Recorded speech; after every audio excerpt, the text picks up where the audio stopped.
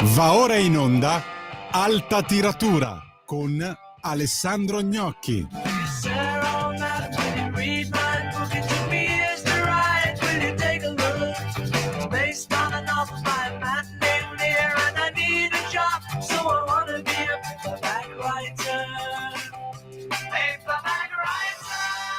Buon pomeriggio Alessandro, a te la linea. Buon pomeriggio, buongiorno. Siamo in diretta dalla mia automobile, intrappolata nel traffico di Milano. Siamo a Piazzale Lotto, tutto bloccato, ma eccoci qua comunque con una nuova puntata di Alta Tiratura. E questa volta il titolo della rubrica è quanto mai calzante, perché in questo periodo sono usciti un grande numero di bestseller annunciati.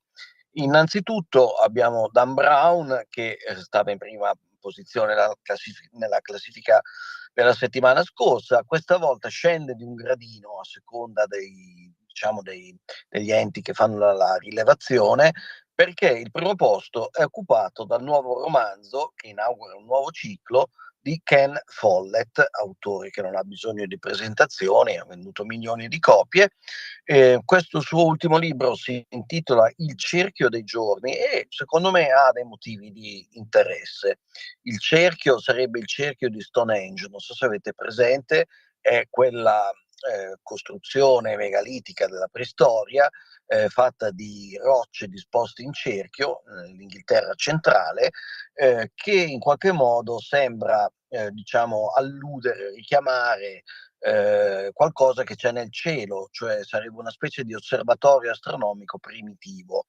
Il romanzo di Ken Follett, qui siamo al primo capitolo, che comunque è un capitolo densissimo perché sono in ogni caso tantissime pagine, oltre 500, racconta la storia appunto della nascita di Stonehenge. Ora, perché è interessante? Perché comunque Ken Follett va a toccare un nodo culturale che è interessante esporre in breve per quello che possiamo, ovvero proviamo a fare una riflessione su quelli che sono i resti delle civiltà preistoriche. Noi sappiamo che, ormai lo sappiamo con certezza, che c'era un'antica civiltà che è fiorita intorno al 6000 a.C. circa, e questa civiltà andava appunto dalle colline del Galles, diciamo così, fino addirittura alla Foresta Nera, attraversava l'Europa.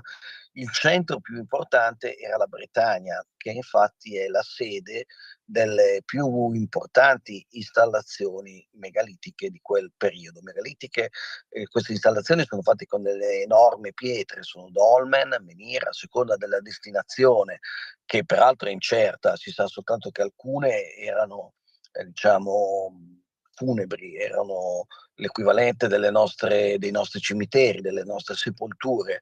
Altri, come gli allineamenti di Karnak e dei dolmen di Karnak, forse erano appunto una specie di mappa dei cieli utile ai navigatori, oppure forse erano proprio un sistema di segnalazione su dove fosse la costa, riservata, destinata a chi veniva dal mare. Fatto sta che queste installazioni si rivelano, mano a mano che vengono studiate, si rivelano sempre più interessanti nei loro segreti e nei loro misteri. Pensate che in Bretagna c'è un'isola, che è l'isola di Gavrini, che è chiamata il Partenone della preistoria. Si arriva in barca e diciamo che in questo luogo c'è una collina che poi in realtà ha un ingresso, e sotto la collina c'è una specie di tempio. Una specie di tempio con delle rocce enormi, intagliate, che hanno un disegno, una specie di ghirigori, che porta fino alla pietra centrale in cui è descritta quella che si direbbe una divinità, un po' simile a una specie di polpo dai 1000 tentacoli o alle divinità di Lovecraft, no? Il maestro dell'orrore. C'è una particolarità incredibile, cioè anzi ci sono due particolarità incredibili. Questa costruzione è estremamente solida, ma è solida al punto che ci si chiede come sia possibile che sia stata realizzata nel 6.000 avanti la preistoria, 6.000 avanti Cristo. E la risposta è che questi signori erano capaci di fare dei calcoli matematici non meno raffinati di quelli che facciamo noi. Poi c'è un altro fatto sconcertante. Questo tempio è chiuso come tetto a una enorme roccia di cui noi conosciamo la provenienza, perché è una roccia che ha una storia e era parte di un'altra installazione di questo tipo, solo che si trovava a migliaia di chilometri. Ora, per trasportare una pietra di quelle dimensioni ci vuole una tecnologia che però per noi rimane misteriosa. Insomma, ci sono tante cose che fanno pensare, cioè, fanno pensare a che cos'è l'uomo e a come si è evoluto. Noi certo oggi abbiamo la tecnologia, abbiamo un pozzo di conoscenze a nostra disposizione, a disposizione di tutti grazie alla rete. Eppure anche l'uomo delle caverne, così come si dice, doveva avere delle conoscenze molto più avanzate di quelle che noi pensiamo o possiamo presupporre, altrimenti appunto non sarebbe stato in grado di trasportare queste pietre né di creare un incastro che richiede una conoscenza della matematica molto approfondita. Quindi che Ken Follett Stonehenge è diciamo più recente rispetto alle installazioni di cui vi ho parlato adesso, ma comunque è legato a quella storia. Poi si dice che siano state spostate le pietre, che non fosse quella la disposizione originaria, questo può darsi, ma nulla toglie insomma che sia un luogo altamente suggestivo e che sia legato a un passato remoto dell'umanità al quale forse in realtà siamo più vicini di quello che noi vorremmo essere, perché noi pensiamo allo sviluppo che abbiamo avuto, ed è vero che l'abbiamo avuto, ma lo sviluppo non è la stessa cosa del progresso. Ci si può sviluppare, la tecnologia può avanzare, eppure l'uomo rimane sempre lo stesso.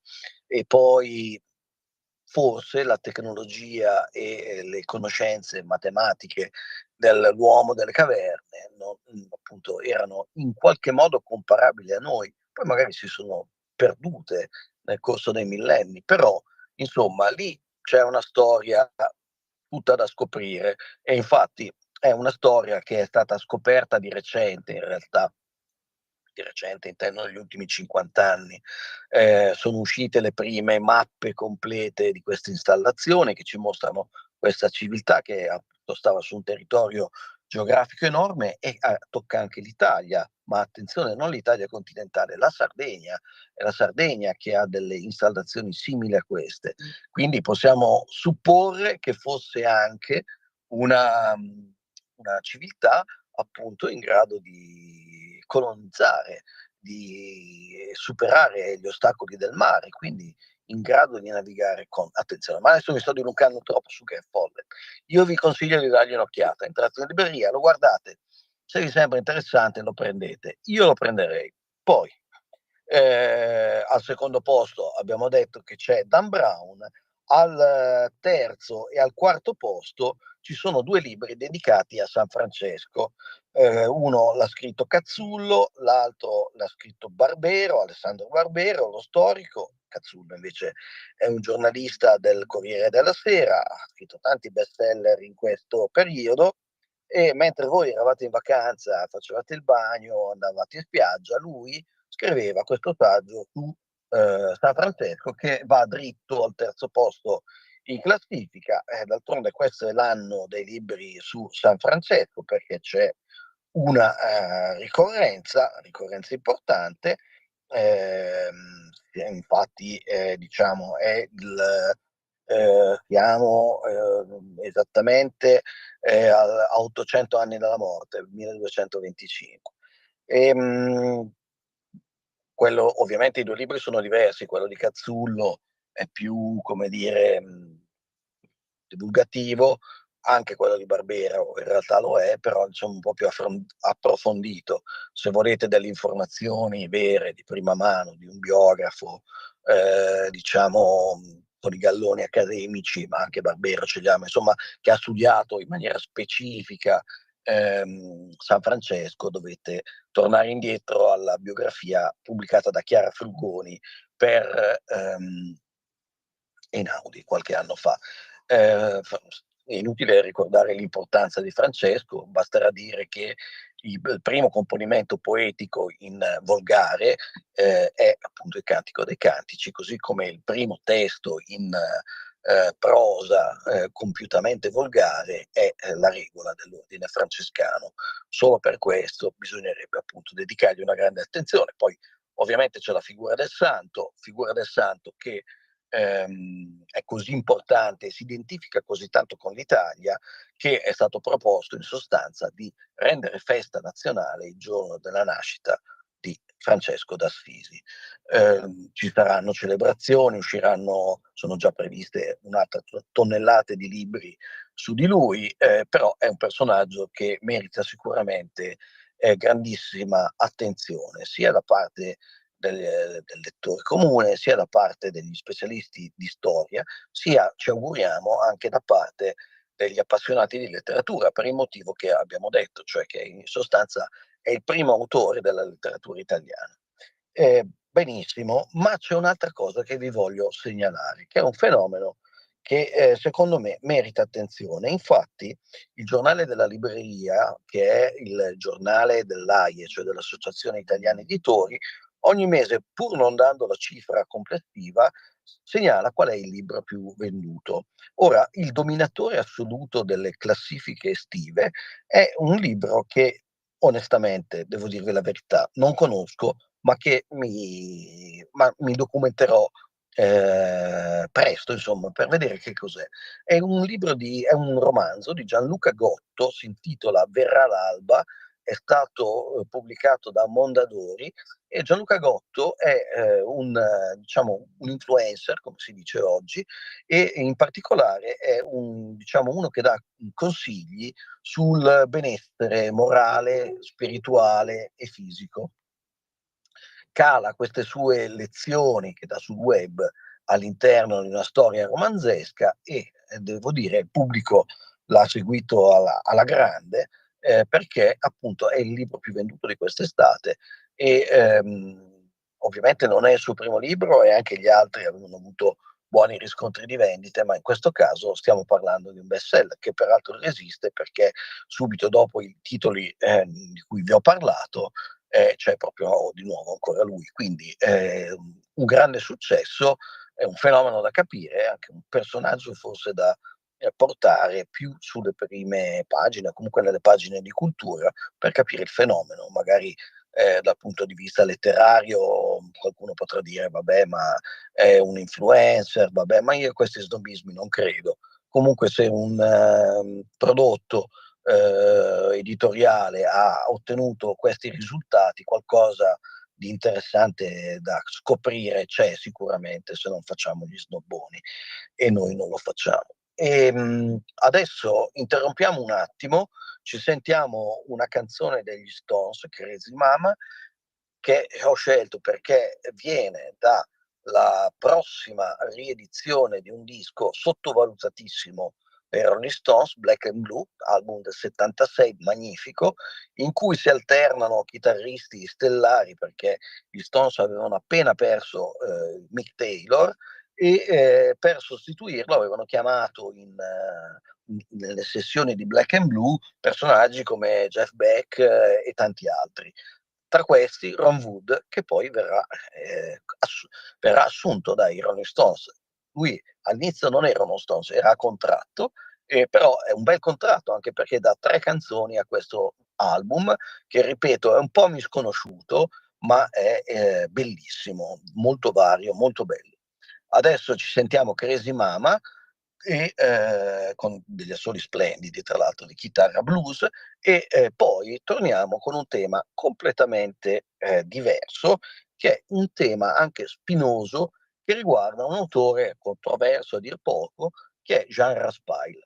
Ma adesso gli Stones.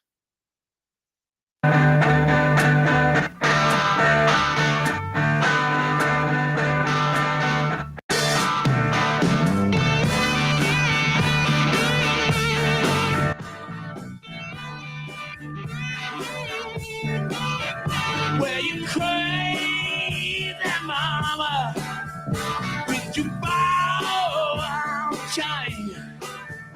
In your soul, I shot the gun. Blown our brains.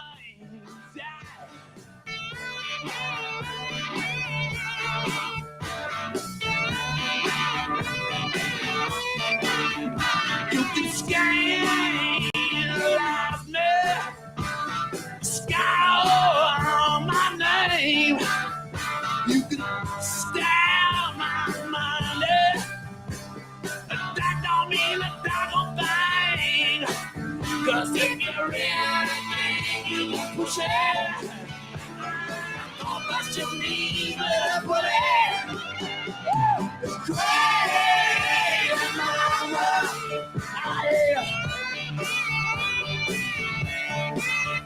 Where you old time religion is just a superstition.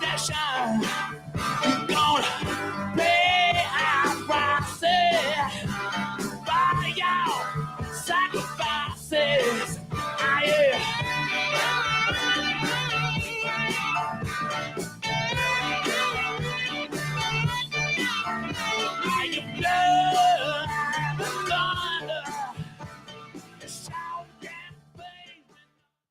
Tornati a alta tiratura, abbiamo sentito gli Stones, adesso veniamo a un libro controverso, ma io vi voglio parlare più che altro del suo autore. Allora, qui vediamo, per chi di voi è collegato anche in video, vediamo Il Campo dei Santi di Jean Raspail nelle edizioni di AR, che sono le edizioni di Franco Freda di Padova, che sono i primi. Freda è il primo ad aver pubblicato questo libro. Adesso è uscita una ristampa per Science Books.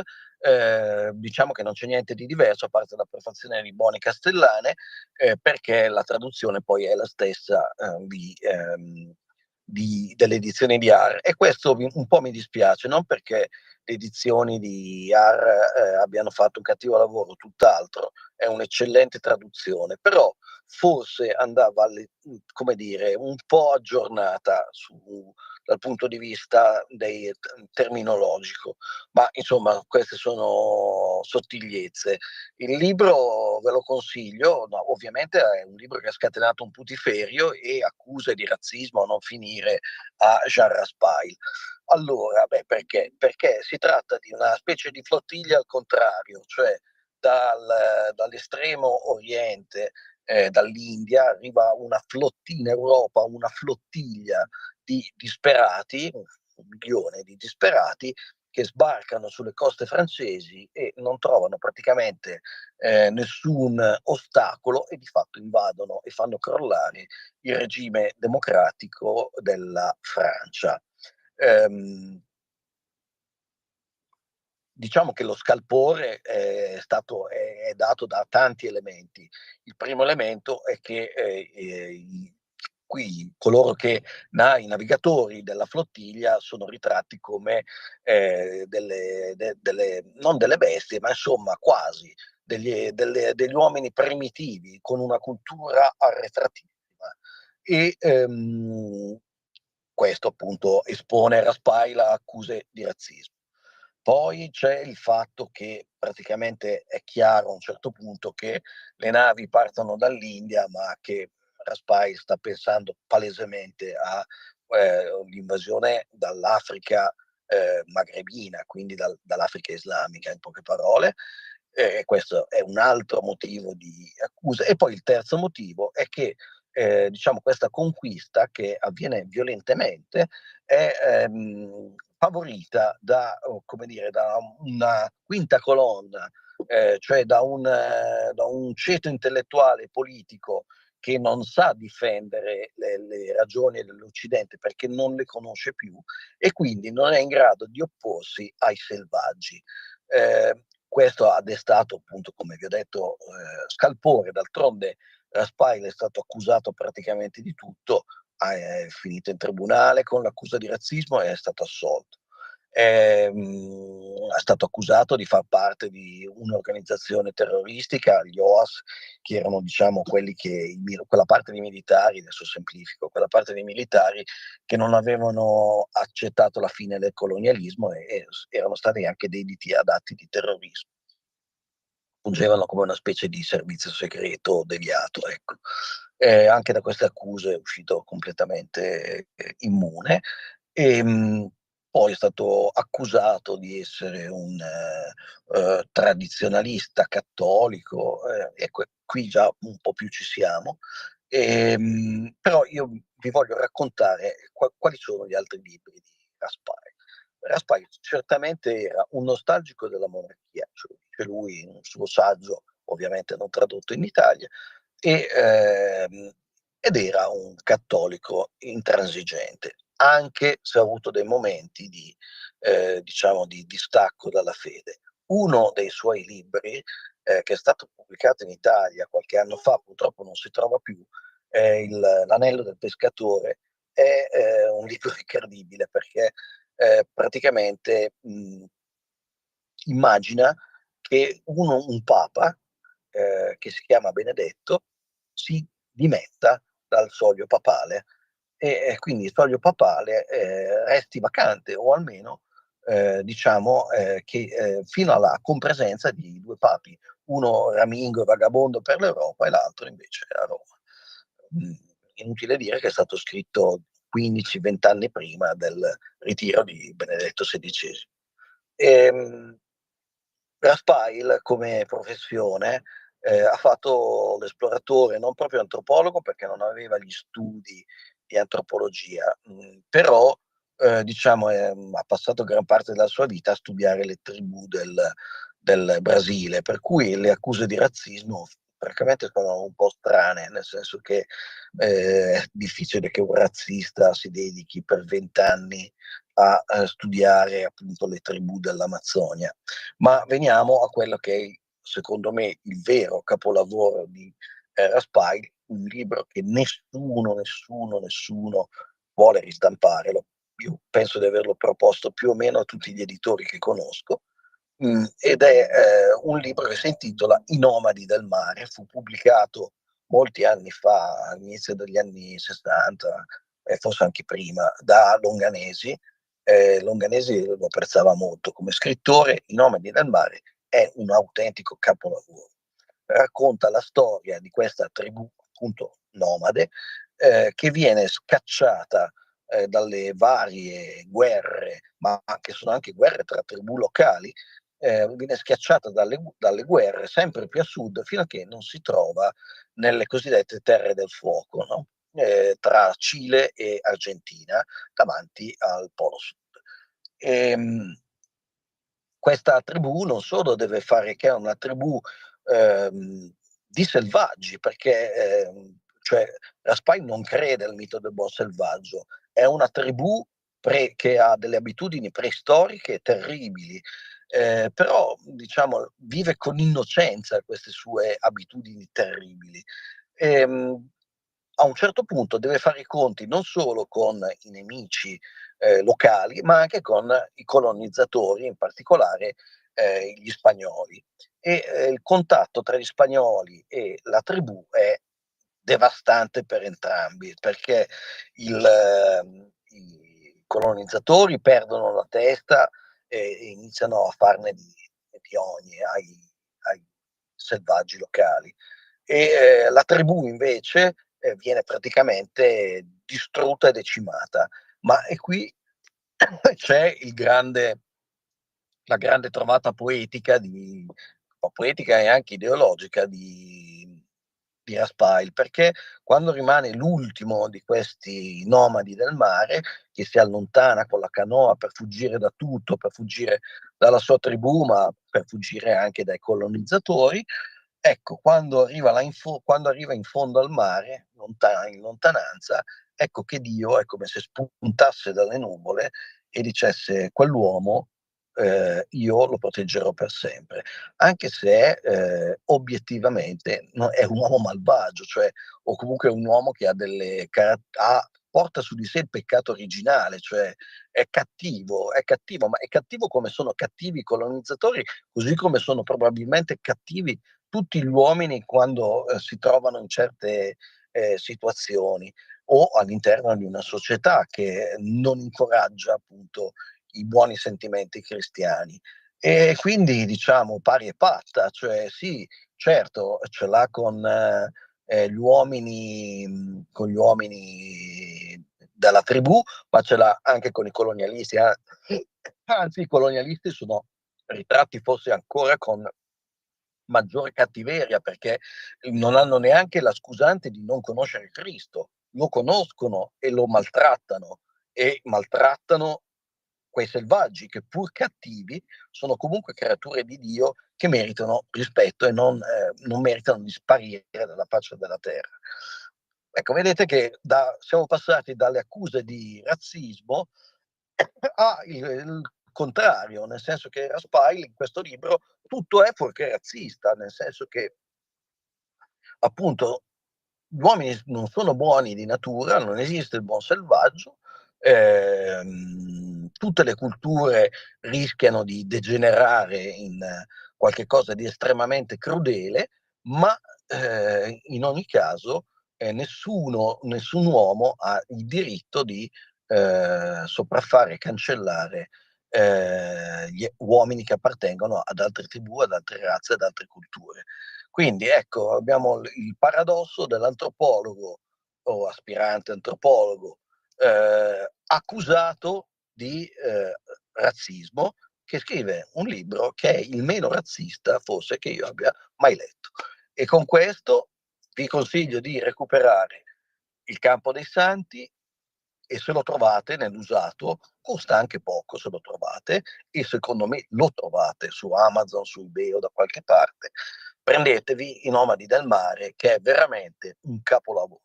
Benissimo, torno nel traffico, vi saluto, a presto, ciao.